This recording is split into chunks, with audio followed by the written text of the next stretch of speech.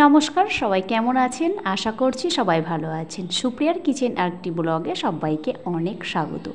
আজ আমরা চলে এসেছি আর একটা নতুন জায়গায়। তো কোথায় যাচ্ছি পুরো ভিডিওটা তার জন্য দেখতে হবে।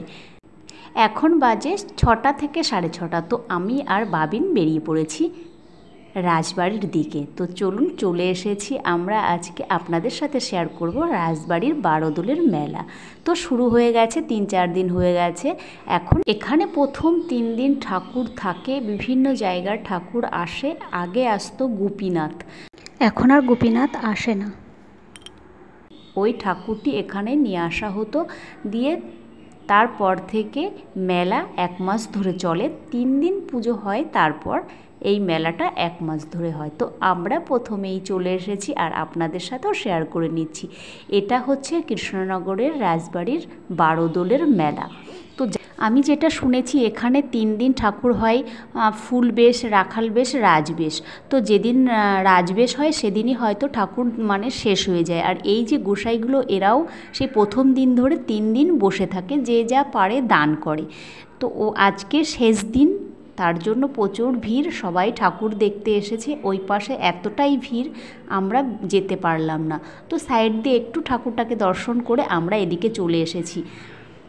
এবার আমরা মেলার মধ্যে ঢুকবো। এখনও রাজবাড়ির ভিতরটায় যাওয়া হয়নি। এটা হচ্ছে রাস্তার ধারেই বসেছে বিভিন্ন দোকান। মেলা মানেই এই যে চুড়ি মালা, আর এদিকে মাটির ঘট তো কিনতে খুবই ভালো লাগে। মেলায় গেলেই মনে হয় যেন একটা মাটির ঘট কিনি। তো বাবিন তো দেখেই একটা নিয়ে নিয়েছে। আর আমরা রাজবাড়ির মাঠের মধ্যে ঢুকে যাব। চলুন দেখা যাক মাঠের মধ্যে। এই দিকে একটা বাজার বসেছে, এখান দিয়েই ঢুকবো।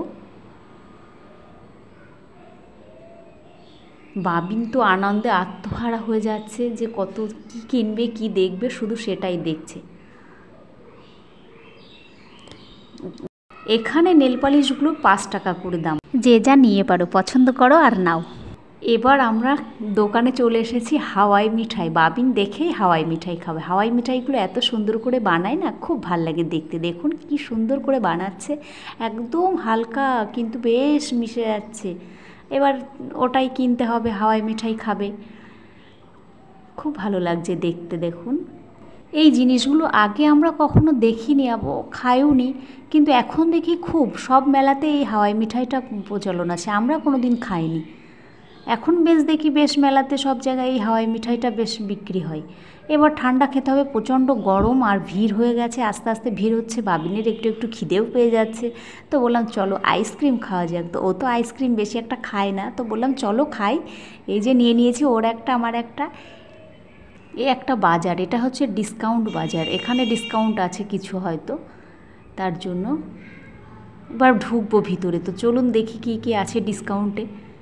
এই মেলাটাতে সব কিছু পাওয়া যায়, যে বাচ্চাদের খেলনা বা কিছু এরকম নয়, বড়দের জামা, প্যান্ট, কুর্তি, ব্লেজার সব কিছু পাওয়া যায়। আবার বিগ বাজারে আপনার ঘরের ফার্নিচার, খাট, table, dressing table, chair, oven, chimney সব কিছু পাওয়া যায়। আবার এখানে দেখুন কুর্তিগুলো আছে, বিভিন্ন রকমের শাড়ি আছে।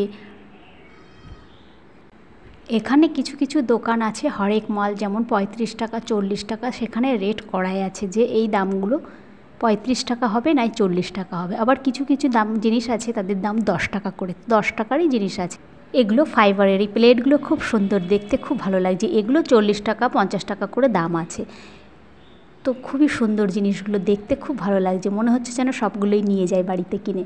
এগুলো মনে হচ্ছে সেল দিয়েছে। এগুলো 10 টাকা করে আছে, 40 টাকাও আছে, 35 টাকাও আছে। আবার বেশি দামের জিনিসপত্র আছে, এক একটা ভাগ, এক একটা দিকে এক একটা ভাগের আছে।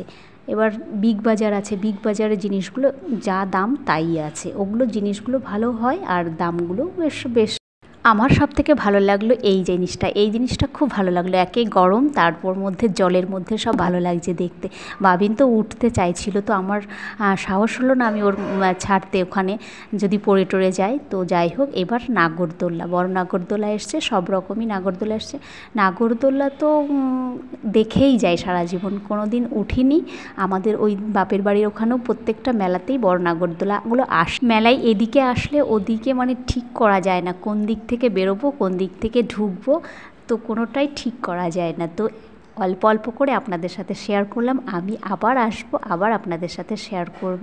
এবার আমরা বেরিয়ে পড়ব। এই দোকানগুলোও রাস্তার পাশ দিয়েই বসেছে, তো আমরা এবার মাঠের পাশ দিয়েই বেরিয়ে চলে এসেছি, আর দেখব না। তো ভালো লাগলে অবশ্যই একটা লাইক করবেন, কমেন্ট করবেন।